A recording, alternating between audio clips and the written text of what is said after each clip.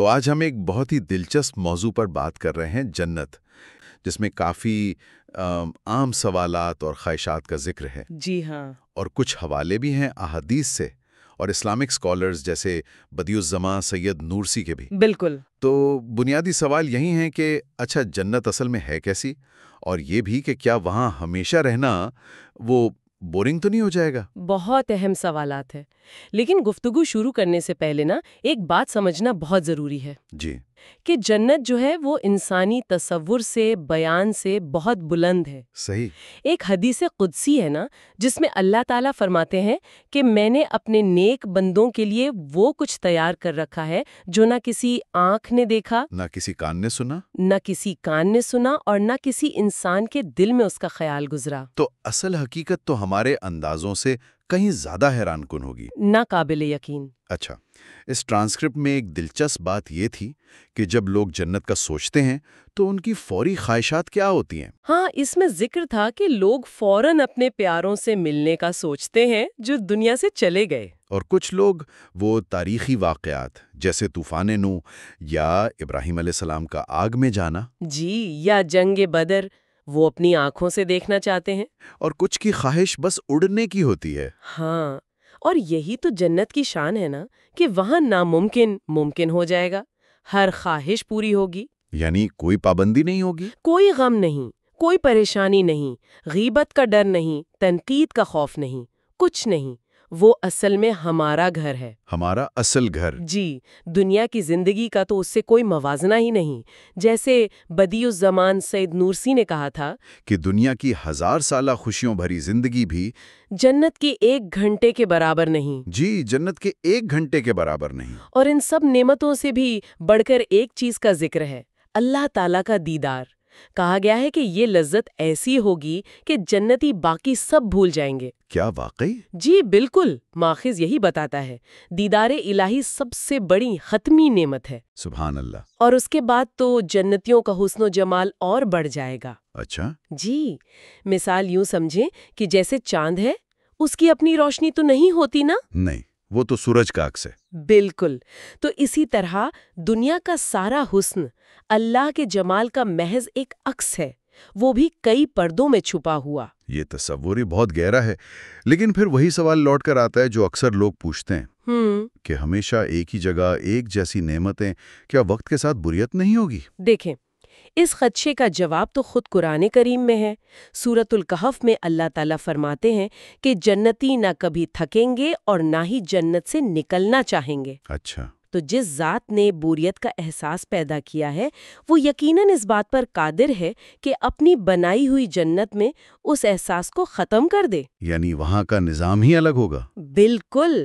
دنیا میں تو ہم گنتی کے چند ذائقے چکھتے ہیں، بور ہو جاتے ہیں، لیکن وہاں کہا جاتا ہے کہ ہر لقمہ، ہر پھل، ہر بار ایک نیا ذائقہ دے گا، پہلے سے زیادہ لذیذ۔ واہ! خوشی کبھی کم نہیں ہوگی بلکہ مسلسل بڑھتی رہے گی۔ اچھا، جنت کے درجات کا بھی ذکر ہے، 8 درجے بتائے گئے ہیں، تو کیا مختلف درجات والے لوگ آپس میں مل سکیں گے؟ جی ہاں، بالکل مل سکیں گے۔ حدیث مبارکہ ہے کہ انسان جنت میں انہی کے ساتھ ہوگا جن سے وہ دنیا میں محبت کرتا تھا۔ اچھا، یہ تو بہت اچھی بات ہے۔ جی، علامہ بدیع الزماں نے اس کی ایک مثال دی ہے کہ جیسے ایک ہی دسترخوان پر 2 لوگ بیٹھے ہوں، ان کی صلاحیت، ان کا ذوق مختلف ہو سکتا ہے۔ ہاں، ایک کو زیادہ بھوک ہو، ایک کو کم، یا ایک کو کھانے کی زیادہ سمجھ ہو، دوسرے کو کم، لیکن دونوں اپنی اپنی جگہ مطمئن اور خوش ہوتے ہیں۔ صحیح۔ تو اسی طرح جنت میں بھی مختلف درجات کے لوگ ملیں گے، ایک دوسرے کی زیارت کریں گے اور اپنے اپنے مقام پر کامل اطمینان میں ہوں گے، کوئی حسد، کوئی موازنہ نہیں۔ اور یہ بھی سنا ہے کہ ایک وقت میں کئی جگہوں پر موجود ہونے کی صلاحیت ہوگی؟ جی، اس طرح کی باتیں بھی ملتی ہیں کہ اپنے پیاروں سے ملنے کے لیے ایسی صلاحیتیں بھی عطا ہوں گی، واللہ عالم۔ کمال ہے۔ اچھا، جنت میں داخلے کے بارے میں بھی کچھ تفصیلات ہیں؟ جی، بتایا گیا ہے کہ داخلے سے پہلے ایک خاص نہر میں غسل ہوگا، پاکیزگی کے لیے۔ جسمانی اور روحانی دونوں؟ جی، پھر ہر شخص کو اس کے خاص اعمال کے مطابق مخصوص دروازوں سے پکارا جائے گا، جیسے باب الصلاۃ، نماز کا دروازہ، باب الصدقہ، صدقے کا، باب الریان، روزے داروں کا دروازہ، اور پھر حوض کوثر کا ذکر ہے۔ جی، حوض کوثر، جہاں ہمارے پیارے نبی صلی اللہ علیہ وسلم اپنی امت کا استقبال کریں گے، اپنے ہاتھ سے کوثر کا پانی پلائیں گے، جس کے بعد کبھی پیاس نہیں لگے گی۔ اللہ اکبر! نبی کریم صلی اللہ علیہ وسلم کی اپنی امت سے محبت، اس پر بھی ماخذ میں کافی زور ہے۔ یقیناً، آپ صلی اللہ علیہ وسلم نے کتنی خواہش کا اظہار کیا تھا ان لوگوں سے ملنے کا جو آپ کو دیکھے بغیر ایمان لائے۔ ہم جیسے لوگ۔ جی، اور قیامت کے دن جب ہر طرف نفسی نفسی کا عالم ہوگا، ہر کوئی اپنی فکر میں، اس وقت بھی آپ امتی امتی پکار رہے ہوں گے۔ جی، اپنی امت کی بخشش کے لیے۔ یہ محبت جب انسان سوچتا ہے نا، تو اپنی دنیاوی غفلت، دین سے دوری، اس پر غور کرنے کی ضرورت محسوس ہوتی ہے۔ بالکل۔ تو خلاصہ کلام یہ ہے کہ جنت ایک ایسی حقیقت ہے جو ہماری سوچ سے بہت بہت بلند ہے۔